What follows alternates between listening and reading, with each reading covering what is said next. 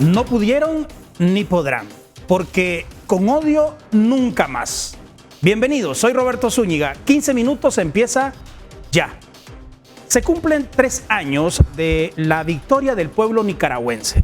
3 años desde aquellos 3 meses de muerte, destrucción y violación a todos los derechos que sufrimos los nicaragüenses en un intento violento de golpe de Estado que, gracias a Dios, fue derrotado. Hoy, gracias a Dios, Nicaragua sigue avanzando. Los programas impulsados por el buen gobierno sandinista no se detienen. El país sigue en total tranquilidad en rutas de bien común. Conversamos hoy con el coordinador nacional de las comisiones de reconciliación, justicia y paz y diputado ante la Asamblea Nacional por el FSLN, Carlos Emilio López. Está aquí con nosotros. Bienvenido, Carlos Emilio. Un gusto, Roberto, estar con vos y con la audiencia. Gracias a vos por aceptar nuestra invitación. Bueno, debemos olvidar los nicaragüenses lo que inició allá en abril del 2018 y se alargó por varios meses. Las familias nicaragüenses, que en su gran mayoría, en su casi totalidad, son cristianas y creemos en el Dios del amor, en el Dios de la vida, no podemos olvidar el intento de golpe de Estado. Y tenemos que recordar por qué nosotros afirmamos que fue un intento de golpe de Estado. En primer lugar, porque por medio de la violencia quisieron cambiar a un gobierno democrático, a un gobierno electo por amplias mayorías.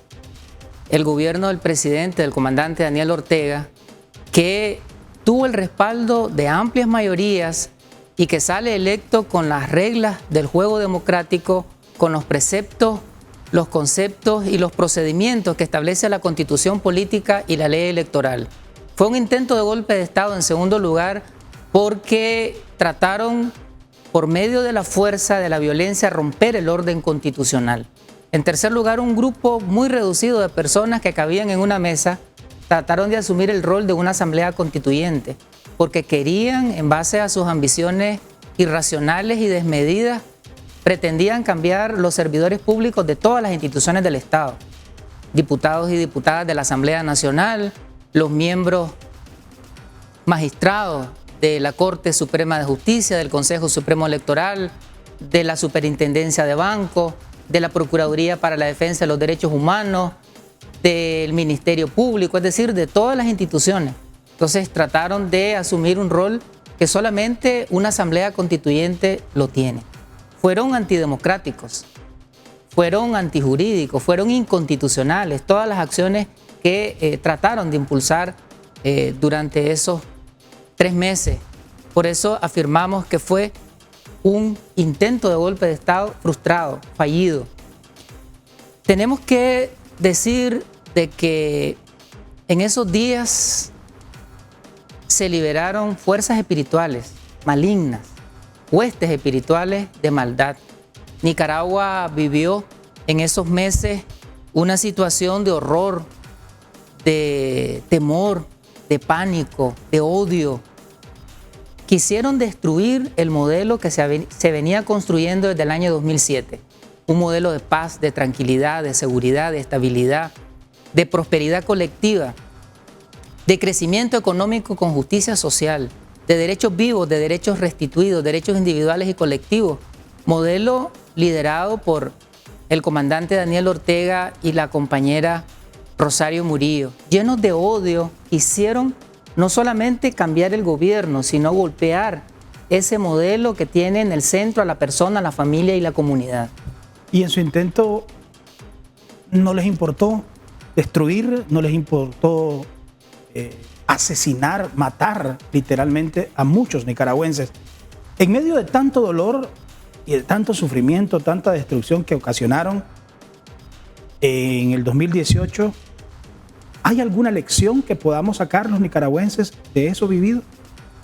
Las acciones que impulsaron, que estaban permeadas por una lluvia de mentiras, a través de los tranques de la muerte, a través del discurso de los jerarcas de la Iglesia Católica, de algunos de los jerarcas de la Iglesia Católica, de algunos medios de comunicación, de las redes sociales y de algunos representantes de empresas privadas, fundamentalmente del gran capital, sus acciones de odio, de destrucción, de secuestro, de tortura, de lesiones a la vida, ocasionaron la pérdida de vidas humanas, aproximadamente 200 personas, entre policías, servidores públicos del gobierno central, de las municipalidades, líderes sociales y políticos ligados al Frente Sandinista y ciudadanos que mueren en el contexto de la violencia. Además de 900 policías lesionados, 359 policías heridos.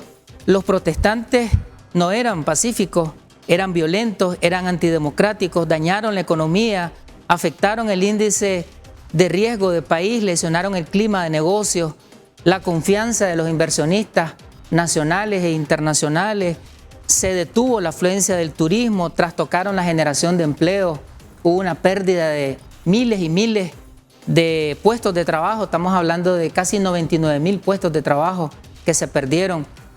Creo que esto nos deja varias lecciones. Una de ellas es que quedó al descubierto que en Nicaragua hay dos visiones del mundo y dos visiones de país.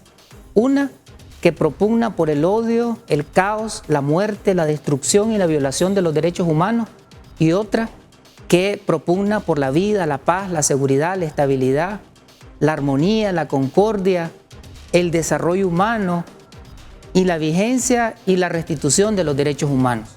Un modelo que es antipatriótico, que los voceros del golpismo, que son los mismos voceros de la oposición y que son los mismos nombres y apellidos que fueron ministros y que tuvieron alguna responsabilidad en los gobiernos de 1990 al 2006, representan un modelo antidemocrático y un modelo que atenta contra los derechos humanos, porque así como violaron los derechos humanos en el intento de golpe, violentaron el derecho a la vida porque cometieron asesinatos, violentaron el derecho a la integridad personal y al respeto a la sexualidad de las personas porque cometieron torturas, tratos crueles, inhumanos, aterrorizadores, denigrantes, cometieron violaciones sexuales, violentaron el derecho a la libre circulación, al desplazamiento porque tenían secuestrados municipios enteros, violentaron el derecho al trabajo, impedían que las personas fueran a sus puestos laborales,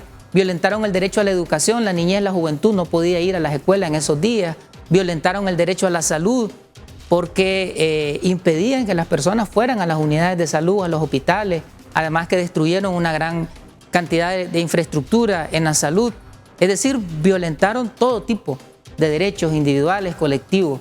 Los violentaron desde los tranques de la muerte, pero los violentaron también cuando fueron gobierno. Entonces ahí tenemos un modelo que es contrario a los derechos humanos, pero por otro lado tenemos el modelo del FSLN que gobierna para sandinistas y no sandinistas, para católicos y evangélicos, para todas las familias nicaragüenses. Es un modelo de derechos para todos los derechos para todas las personas sin discriminación alguna. Creo que esa es la principal lección que nos deja a las familias nicaragüenses. 3 años después, ¿cómo está el país? ¿Cómo está Nicaragua? 3 años después del intento de golpe de Estado, frustrado, derrotado y enterrado, derrotado por el pueblo de Nicaragua, porque el pueblo de Nicaragua quiere y ama la paz, derrotado por el liderazgo, la credibilidad, la sabiduría, la paciencia del comandante Daniel Ortega, derrotado por las instituciones públicas que funcionan de manera sistémica, en coordinación, en colaboración y en supeditación a lo que establece la Constitución Política de la República, derrotado por la militancia del FSLN que tiene una disciplina política y una disciplina social. En esta derrota al intento de golpe de Estado y que después nos vienen 2 huracanes monstruosos, el huracán ETA e Iota de 4 y 5 grados, de los huracanes más grandes que han transitado por el territorio nacional, y la pandemia del COVID, es decir, esos 3 fenómenos, uno sociopolítico, inhumano y 2 ligados a la naturaleza y a la situación de salud del mundo. Nuestro gobierno no se ha detenido ni un solo momento en los procesos de restitución, cumplimiento, vigencia y aplicación de todos los derechos de los nicaragüenses, de los derechos económicos, sociales, culturales, ambientales. Por mencionar algunos, derecho a la educación. Durante estos años hemos continuado fortaleciendo el sistema educativo que se caracteriza por garantizar el derecho a una educación gratuita, de calidad, pertinente, incluyente, multicultural. Una educación en sus diferentes niveles y modalidades.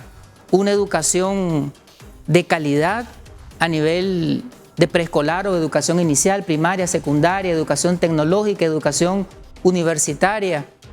Se han desarrollado un proceso de transformación de los ambientes escolares, se han modificado la infraestructura de las escuelas, de los colegios, se ha llevado tecnología, se ha dotado de alimentos a los niños y las niñas, 1.200.000 alimentos a través de la merienda escolar se desarrolla. Es decir, tenemos una educación nutricional, una educación en salud, una educación musical, una educación para la prevención de la violencia.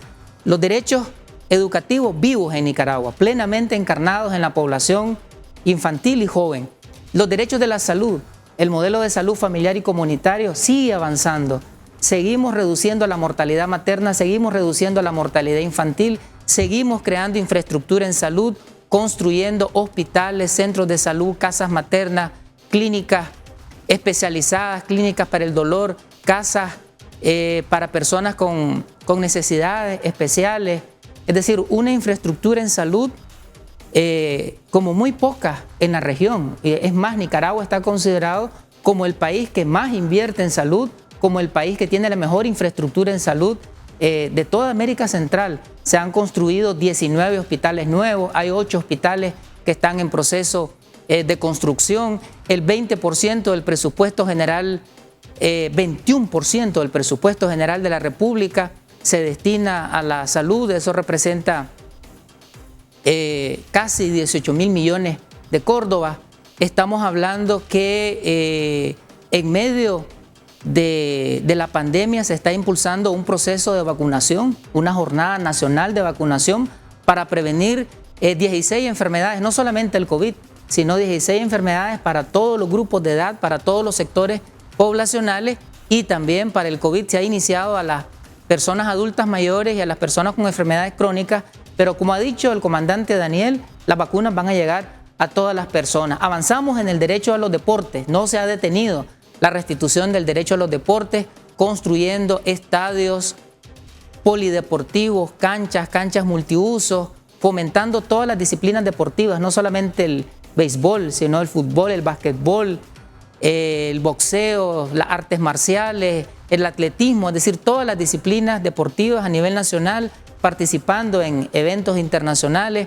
Y ahí está la cosecha, una gran cantidad de medallas obtenidas. Avanzamos en la restitución de los derechos de seguridad alimentaria y hay una cantidad de programas productivos que apuntan a la generación de alimentos suficientes en cantidad, en calidad, a través del programa Hambre Cero, a través del programa Patio Saludable. Es decir, una constelación de programas que han reducido los distintos niveles de desnutrición que tenía el país anteriormente, desnutrición crónica severa, desnutrición aguda.